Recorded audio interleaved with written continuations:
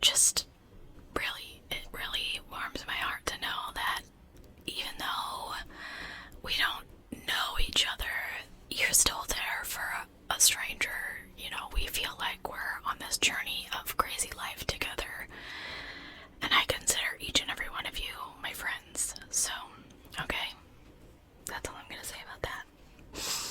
I have a missing persons case for you tonight. I had a really hard time getting back into true crime, so I wanted to start with something a little less violent, I guess. I don't know. So this is an old one too. We're going back. So we're going to talk about Judy Martins. Judy was born July 15th, 1955. She was the oldest daughter of Arthur and Dolores Martins, and they lived in Lorain County. Nancy and Steve, her siblings, were born over the next 3 years. Now, Judy and Nancy were really, really close. They talked on the phone all the time.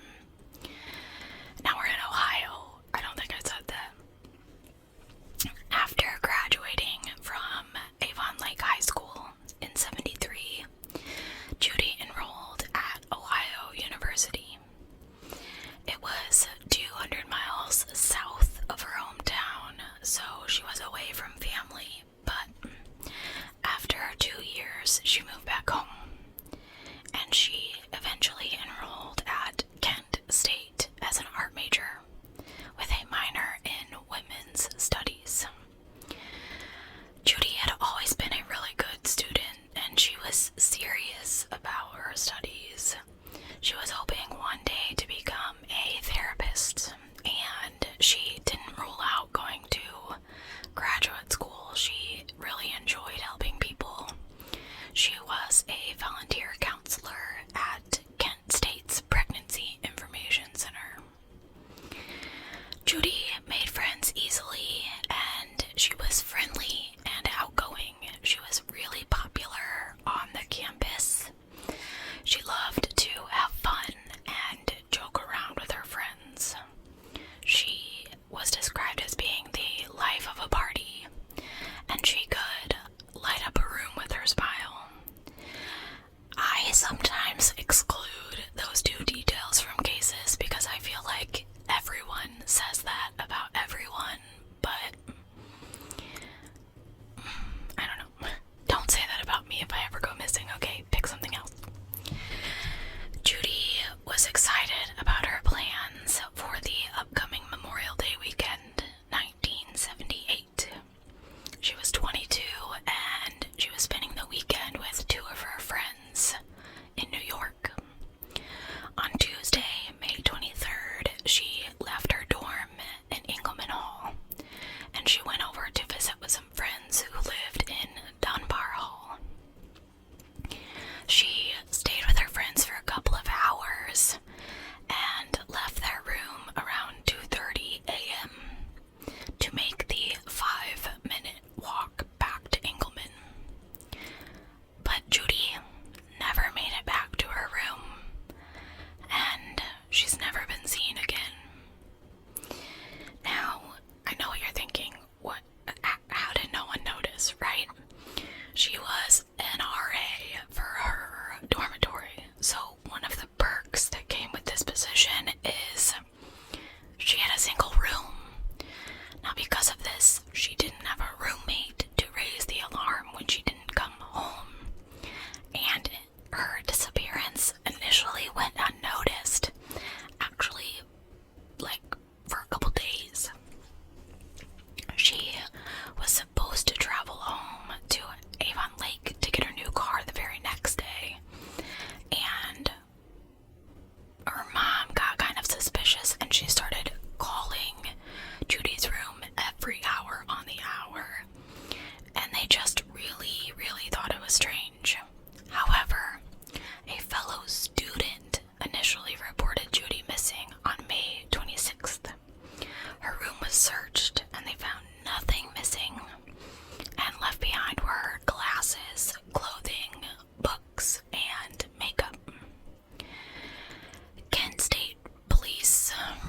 dropped the ball on this case, if you ask me. They initially said that she'd gone off voluntarily and that she would come home once the holiday weekend was over. They told her family that they'd searched the campus for her, but the extent of their search is actually unknown. Most of Judy's classmates had already left for the holiday weekend, and they weren't around to even be questioned about seeing her. People who had seen Judy in the hours leading up to her disappearance told police that she'd been in a great mood when she left Dunbar Hall, that she had planned to go right back to her room.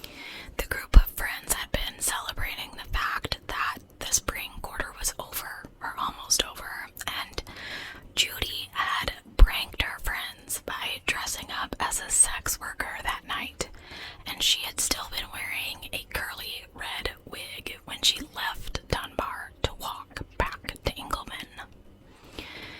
Although campus police insisted she would return when she was ready, which I don't know how they can do that, you don't know. Her family was adamant that she wasn't the type of person that would just disappear for any extended amount of time without telling them. Judy, like I said, was especially close to Nancy, her younger sister. They spoke on the phone pretty much every day, and Nancy was absolutely certain Judy would have called her if she could have. So, the Kent police were really kind of trying to downplay this, and it is believed it is because there had been a shooting there in 1970, and they didn't want any more negative press from a missing student, which just, there's more to this case that makes me irritated. We'll talk about it in a minute, but how can you not look like okay. A week after Judy was last seen, officials with Kent State University Police Department make a public appeal for information about Judy's whereabouts. They note that she was reliable and dependable, and her family did not think that she had vanished voluntarily. They said they had contacted the local police and listed Judy as missing with a nationwide police network, but that they didn't have any searches planned. The following week, Kent State Police Chief Robert Malone said detectives had reason to believe that Judy had gone to Mexico. According to Chief Malone, Judy had been spotted at a Kent garage sale on Memorial Day. She spent approximately an hour looking through various items for sale before purchasing some clothing, and told several residents that she was planning on hitchhiking to Mexico. The witnesses were shown photographs of Judy and told investigators that they were certain she was the woman they had seen. Now, investigators believe that these witnesses are credible, but Chief Malone told reporters they were still going to conduct an aerial search of Kent State campus and the surrounding area. In addition, the Kent State University Foundation offered a $1,500 reward for any information leading to Judy's whereabouts.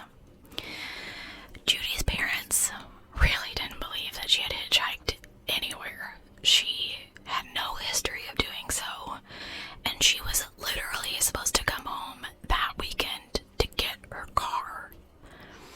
They believed it was most likely a case of mistaken identity, and these witnesses had actually seen someone who just looked quite a bit like Judy. On June 5th, 1978, the woman who had been seen at the garage sale was spotted again, this time getting her passport photo taken in preparation for her trip to Mexico.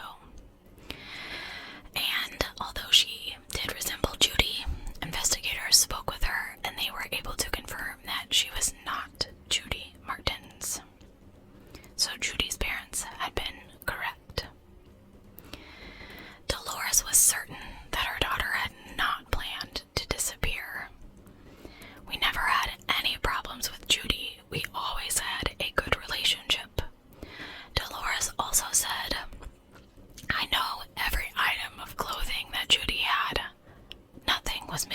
except what she was wearing. All of her belongings had been in her dorm room, including clothing, books, cosmetics, and eyeglasses, like I said. Now, if I was to go somewhere overnight, my eyeglasses would definitely be with me because there's no way that I could just sleep in my contacts. And apparently, Judy was the same way. She never wore them overnight. She likely intended to take them out as soon as she got back to her dorm. She had a flattened cornea, so she tended to take her contacts out as soon as she could and never went anywhere without taking her glasses with her. At this point, Kent State officials admit they have no idea what happened to Judy. They used a helicopter with heat-seeking radar to search the campus and a large wooded area near there, but they hadn't found any signs of her. Now, to me, heat-seeking, I mean, it's been some time now. If she is deceased, are you going to find her with heat-seeking radar? Yeah. It's the 70s, okay.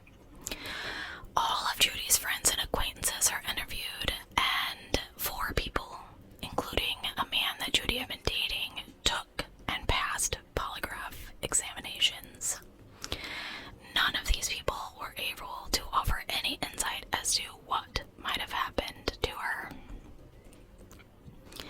Detective Tim Brandon was assigned to Judy's case, and he told reporters, unfortunately, they really didn't have a lot to go on. They were investigating minor leads, but nothing had turned out to be significant. Her case had failed to attract meaningful media attention, and as a result, they received few tips. Before the summer was over, the investigation had stalled, and the case was cold. In January of 1980, a woman named Nan Abdo, a friend of the Martin family, announced that she was offering a $10,000 reward for information leading to Judy's return. She said that her father left her a small inheritance and she wanted to do something concrete to help find Judy. She said it's a long shot, but maybe it'll do the trick. Judy's parents had considered hiring a private investigator, but they were unable to afford one. Dolores said they're just out of reach for the average family cost-wise. They were very grateful when Nan decided to offer the reward, and they were hopeful that someone would finally come forward. Investigators said they were still actively working the case, but they hadn't gotten any new tips in months. And this lack of information was really hard on Judy's family. Dolores noted that they've had some bizarre rumors, but they led nowhere. One consistent rumor was that Judy was working as a sex worker in Cleveland. They checked it out, but it was unfounded. Every week, Dolores would call investigators to see if they had anything new to tell her, but they never had anything. Some days are hard to get through. I would prefer to think she's alive, but it's hard to believe now. She was so family-oriented, I know she would have tried to call us. Chief Malone admitted that this was a frustrating case for detectives.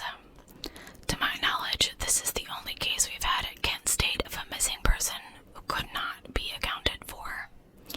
We get a lot of missing reports, but there have always been an explanation. In February of 1980, Kent State Deputy Chief John Peach said detectives were looking into the possibility that a man named William Posey may have been involved in Judy's disappearance. Posey had been arrested and charged with the abduction and murder of a woman in Illinois, which is right near Ohio, well, a state over. Kent detectives became interested in him when they learned he'd lived in Kent from June 78 until September of 79. There was no evidence linking him to Judy, however, and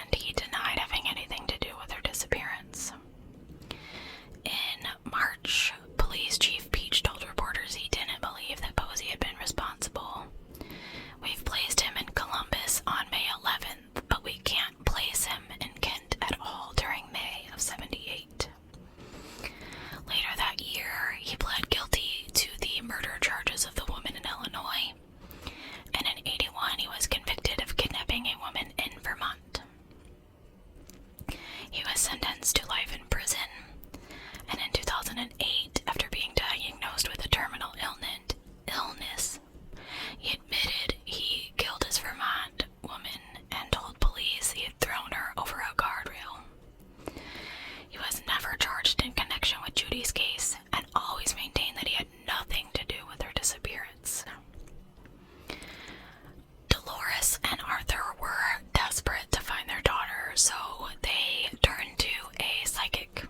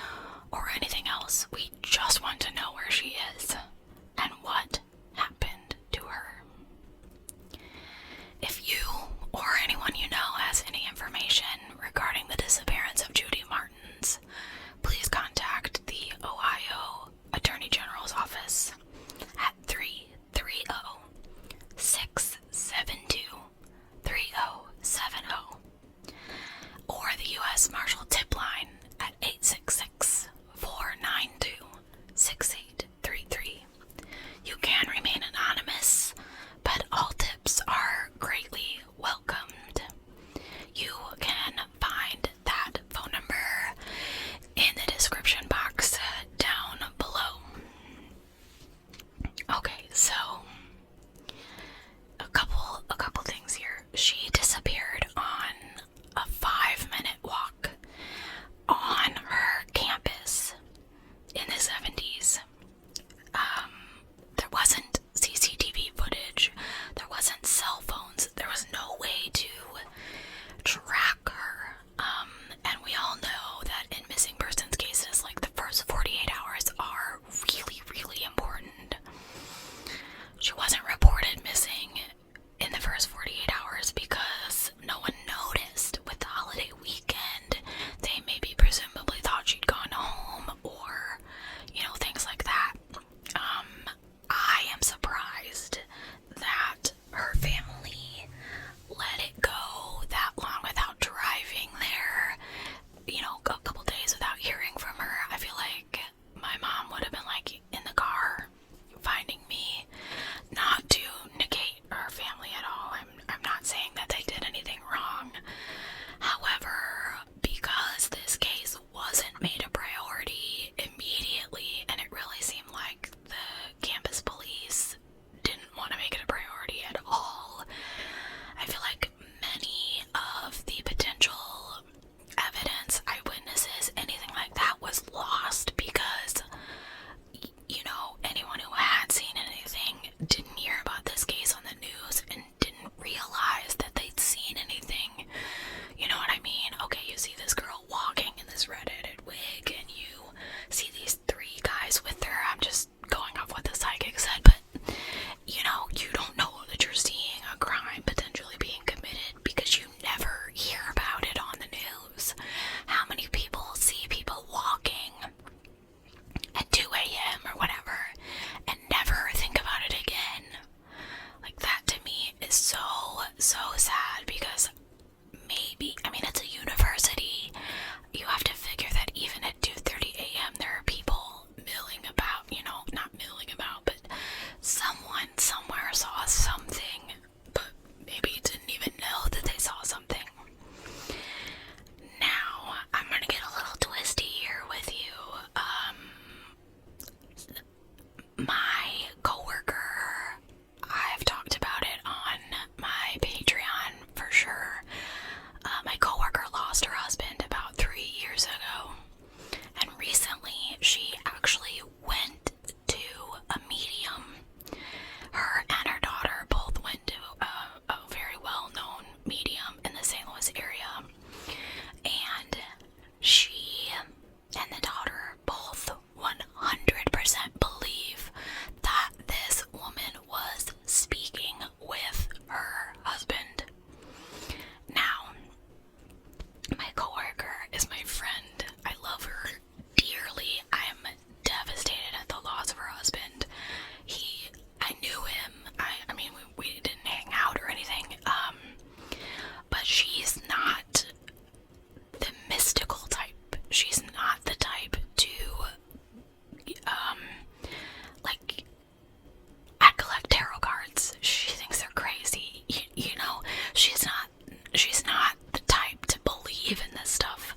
And she really wouldn't have even gone to this medium, except she had a very good friend that lost a family member and went and got a lot of closure from this, and the friend actually paid for her to go.